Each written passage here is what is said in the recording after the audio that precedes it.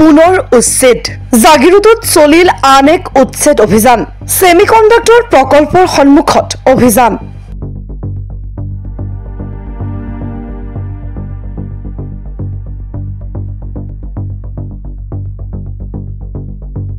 জাগিৰোডত পুনৰ চলিল আন এক উচ্ছেদ অভিযান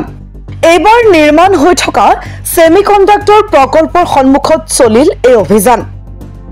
পথৰ কাষত গঢ় লৈ উঠা অস্থায়ী দোকানসমূহত উচ্ছেদ চলাই আৰক্ষীৰ প্ৰশাসনে উক্ত স্থানত দিনক দিনে বৃদ্ধি পাই আহিছে অস্থায়ী দোকানৰ সংখ্যা পথৰ কাষত গঢ় লৈ উঠা একাংশ দোকানত নিচাজাতীয় সামগ্ৰী বিক্ৰী হোৱাৰ অভিযোগ উত্থাপন হৈছে আজি জেচিবি লগাই দোকানসমূহত উচ্ছেদ চলাই জাগিৰোড সমজিলা প্ৰশাসনে একাংশ স্থানীয় লোকে ভাত চাহৰ দোকান খুলি পৰিয়াল পোহপাল দি আছিল কিন্তু উলুৰ লগত বগৰী পুৰা যোৱাৰ দৰে একাংশ দুষ্ট ব্যৱসায়ীৰ বাবে উচ্ছেদৰ সন্মুখীন হ'বলগীয়া হৈছে এতিয়া ক্ষুদ্ৰ ব্যৱসায়ীসকল সমসাময়িকভাৱে সংকটত পৰিছে এতিয়া বহুতো ক্ষুদ্ৰ ব্যৱসায়ী এখন সমাজত উন্নয়ন আৰু উদ্যম একেলগে আগবঢ়াটো প্ৰয়োজন যেহেতু সকলো অস্থায়ী ব্যৱসায়ী দুখী নহয় সেইবাবে পূৰ্ণ বিকল্প ব্যৱস্থাও হ'ব লাগে বুলি আহ্বান সচেতন মহলৰ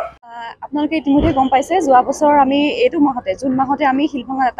এটা বিশাল বুলিয়ে ক'ব লাগিব আমি এটা এভিকশ্যন কৰিছিলোঁ কিন্তু তাৰ পাছতো দেখা গ'ল সময়ে সময়ে কিছুমান লোকে আমাৰ এই ৰাষ্ট্ৰীয় ঘাইপথৰ ইপাৰ সিপাৰে হওক বা টাটা যিটো ছেমিকণ্ডাক্টৰ প্লেণ্ট আছে তাৰো মানে আশে পাশে কিছুমান অস্থায়ী দোকান দি পেলাই পুনৰ পৰিৱেশটো আগৰ নিচিনা অলপ বিশৃংখল কৰিবলৈ চেষ্টা কৰিছিলে আৰু আমি গম পোৱা মতে তাতে এই দোকানবোৰত কিছুমান মাদক দ্ৰব্য হওক বা তেনেকুৱা অকণমান বেপাৰ চলিছিলে গতিকে আজি আমি জাগিৰোড সমজিলাৰ হৈ আমাৰ সমজিলাৰ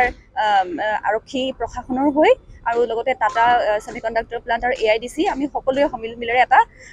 আকৌ এটা অভিযান আৰম্ভ কৰিছোঁ আৰু আজি খুব শান্তিপূৰ্ণভাৱে হৈছে কিছুমান লোকে নিজেই তেওঁলোকৰ আপোনালোকে দেখিছে বস্তু বাহিনী লৈ গৈছে আৰু যিখিনি নিয়া নাই সেইখিনিক আমি অলপ বল প্ৰয়োগ কৰিব লগা হৈছে কিন্তু মোটামুটি ক'বলৈ গ'লে খুব শান্তিপূৰ্ণভাৱে আজিৰ দিনটো কাৰ্যসূচীটো আমাৰ সম্পূৰ্ণ হৈছে মই সকলোকে ধন্যবাদ জ্ঞাপন কৰিছোঁ বিশেষকৈ আৰক্ষী প্ৰশাসনত ধন্যবাদ দোকান আপোনাৰ